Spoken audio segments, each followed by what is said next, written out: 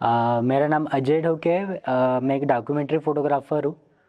और शुरुआत समझ लीजिए हमारी 2018-19 में हुई थी, जहाँ पर सुधाकर और उनकी टीम पीपीटी ये हमारे सिटी में आई थी, जहाँ पर मेरा इंटरेक्शन हुआ। और तब मुझे पता चला कि फ़ोटो साउथ एशिया कुछ इस तरह से काम करता है, जहाँ पर लोगों को जिनको नहीं आता है उनको सिखाना, उनके हेल्प करना। तब मैंने उनका सोशल मीडिया अकाउंट फॉलो किया था। और तब मुझे पता चला कि एक ओपन कॉल है, जहाँ पर इमेज मेकिंग वर्कशॉप होने वाला है। मैंने अप्लाई किया और फिर यहाँ पर आने के बाद अभी तो लास्ट डे है। इस लास्ट डे पे कहीं ना कहीं और 10 लोगों के साथ अलग अलग, मतलब ऑल ओवर इंडिया के कुछ 10 लोग हैं। उनका माइंडसेट, उनका कम्युनिकेशन, उनका क्रिटिसिज्म, और ये मुझे काफ़ी ज़्यादा हेल्प कर रहा है। जो चीज़ें मुझे नहीं पता थी वो मुझे पता चली है। जो मुझे लग रहा था वैसा भी है, वैसा नहीं भी, ऐसा कह सकते हैं। पर कहीं न कहीं काफ़ी चीज़ें मैं सीख पाया हूँ इन कुछ दिनों में। और जैसे-जैसे और इसके बाद आना ही है मुझे यहाँ पर, और कुछ नया करके करने की कोशिश करूँगा और कुछ नया बनाऊँगा। तो यहाँ पर आने के बाद काफ़ी सारी चीज़ें पता चली कि एक्सप्रेशन भी ज़रूरी होती है, कहना ज़रूरी होता है, बोलना वो काफ़ी ज़्यादा ज़रूरी होता है, पूछना भी बहुत ज़रूरी होता है। और कहीं न कहीं इस समय पे मेरे सवाल मैंने कहीं न कहीं कंप्लीट किए। जो मेरे सवाल थे वो मुझे पता चले कि इस तरह के सवाल भी पूछना भी ज़रूरी होता है। तो सीखना, सिखाना और किस तरह से कहा जाए कि क्या किया जा सकता है किसी भी चीज़ में, तो हमने वो सीखा है सबसे पहले। चैलेंजेस सबसे बड़ा था लैंग्वेज बैरियर, मतलब किस तरह से समझाया जाए, किस तरह से बोला जाए। कम्युनिकेशन में प्रॉब्लम थी, इसलिए मैं ऑलमोस्ट चुप ही रहता था और सुनते रहता था। सुनने का तरीका था मेरा कि सिर्फ़ सुनते रहो, सुनते रहो, सुनते रहो। फिर जिस समय पे सुनना समझ समझ जाए, उस समय पे कुछ कहा जाए।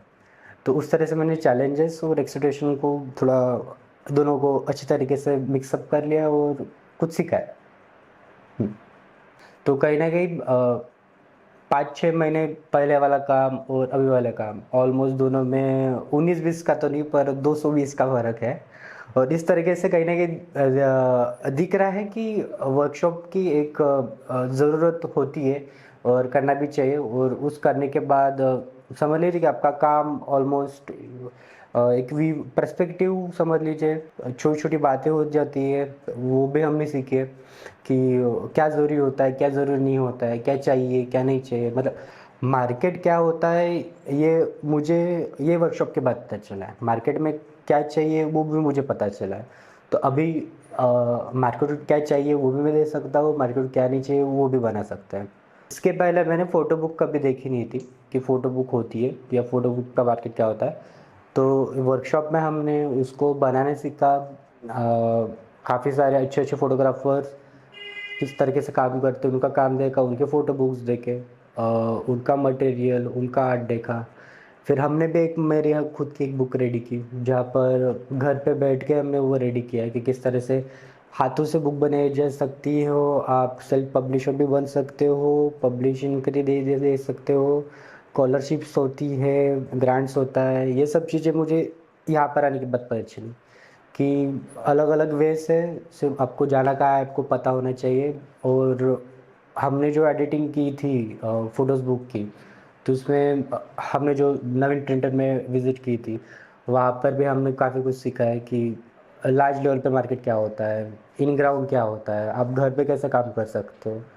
तो ये इस वर्कशॉप ने मुझे ये सिखाया है कि आपको ज़रूरत नहीं कि आपका बड़ा ही मार्केट चाहिए, आपको बड़े ही पैसे चाहिए या फिर आपको रेफ़रेंस रिकमेंडेशन चाहिए। आपको बस करना क्या है कि आपको पता रहनी चाहिए आपको देना क्या है। तो ईज़िली आप घर पे बैठ के भी आपका एक बिज़नेस स्टार्ट कर सकते हो, ये मैंने सीखा है। तो कहीं न कहीं ये काफ़ी अच्छी चीज़ है जो मुझे पता चली है कि मार्केट के हिसाब से क्या करना है, क्या नहीं करना। फ़ोटोशॉप एशिया का बहुत-बहुत धन्यवाद कि उन्होंने इस तरह का एक वर्कशॉप ऑर्गेनाइज़ किया, जहाँ पर हम ऑल ओवर इंडिया से 10 लोग आ पाए और सीख पाए। हम 10 लोगों ने एक-दूसरे से भी काफ़ी कुछ सीखा है और सिखाया है।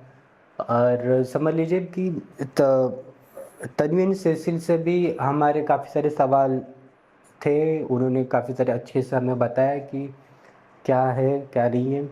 और उसी तरीके से फ़ोटो साउथ एशिया का। और मैं चाहूँगा कि वो और इस तरीके के वर्कशॉप ले जहाँ पर अलग-अलग आइडियाज़ को रिफ़ॉर्मने का तरीका खोजा जाए या एक रिवॉल्यूशन हो। एंड धन्यवाद, थैंक यू।